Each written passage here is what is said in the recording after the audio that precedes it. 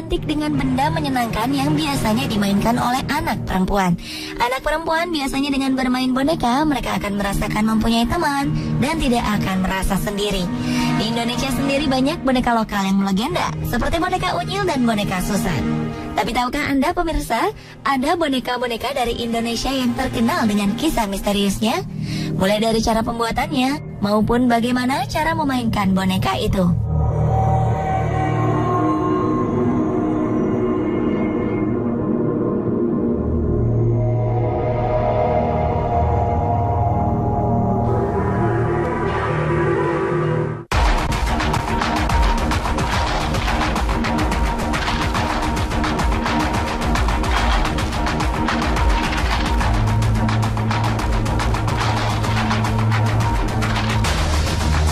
Boneka si Gale-Gale berasal dari Pulau Samosir, Sumatera Utara. Bentuknya menyerupai pemuda laki-laki berpakaian khas Sumatera Utara, lengkap dengan kain ulos ciri khas suku Batak. Boneka si Gale-Gale kerap diidentikan dengan boneka kematian oleh masyarakat Batak. Bentuk badannya tegap dan wajahnya memberikan kesan tegas berciri khas pemuda Sumatera.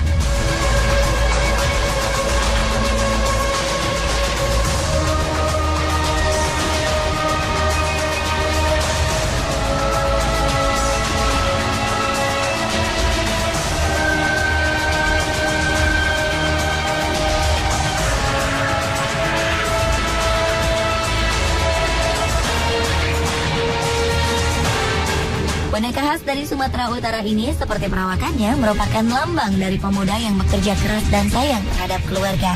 Boneka ini dipercaya adalah titisan dari Manggale yang tidak lain adalah putra kesayangan raja. Tinggal seorang raja di suatu kampung yang punya satu anak. Jadi dia berharap anaknya ini nanti meneruskan kerjaannya. Jadi pada suatu hari tiba-tiba anaknya sakit dan meninggal. Dia berpikir tidak ada lagi yang meneruskan kerjaannya nanti. Diundanglah semua masyarakatnya. Diundang masyarakatnya untuk membuat patung yang mirip dengan anaknya. Dan akhirnya nanti kalau udah raja meninggal, jadi si Gale-Gale ini nanti yang menggantikan anaknya untuk menari.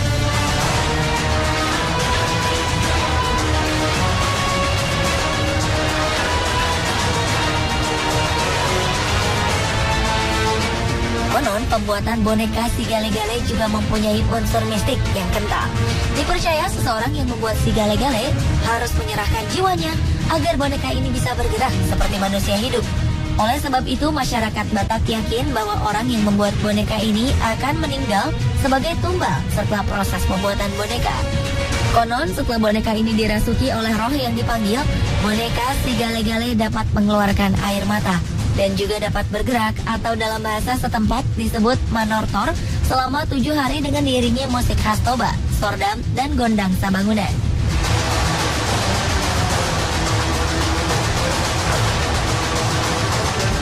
Kini boneka si Gale-Gale dipakai sebagai alat peraga di kesenian Pulau Samosir.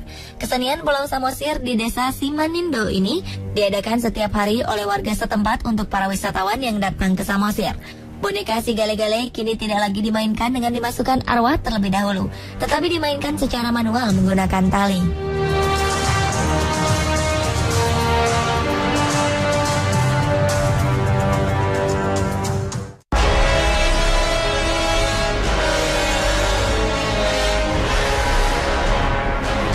Apakah Anda merasa takut dengan benda bergerak berikut ini? Inilah ondel-ondel. Tidak sedikit di antara kita, terutama anak kecil, yang merasa takut untuk sekedar melihat wajah dan perawakan dari boneka yang satu ini. Perawakannya yang seperti raksasa dan wajah yang seram membuat setiap orang menyingkir bila melihatnya dari jarak dekat. Ondel-ondel berbentuk boneka besar yang terbuat dari rangka anyaman bambu dengan ukuran kurang lebih 2,5 meter. Rambutnya dibuat dari ijuk. Orang Betawi biasa menyebutnya dengan duk. Mukanya berbentuk topeng atau kedok dengan mata bundar melotot. Ondel-ondel konon telah ada sebelum Islam tersebar di Jawa.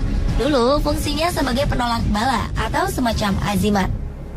Saat itu ondel-ondel dijadikan perwujudan leluhur penjaga kampung. Tujuannya untuk mengusir roh-roh halus yang bergentayangan mengganggu manusia. Oleh karena itu tidak heran kalau wujud ondel-ondel dahulu menyeramkan.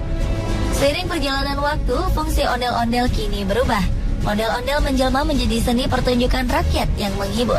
Biasanya disajikan dalam acara hajatan rakyat Betawi, penyambutan tamu kehormatan, dan penyemarak pesta rakyat.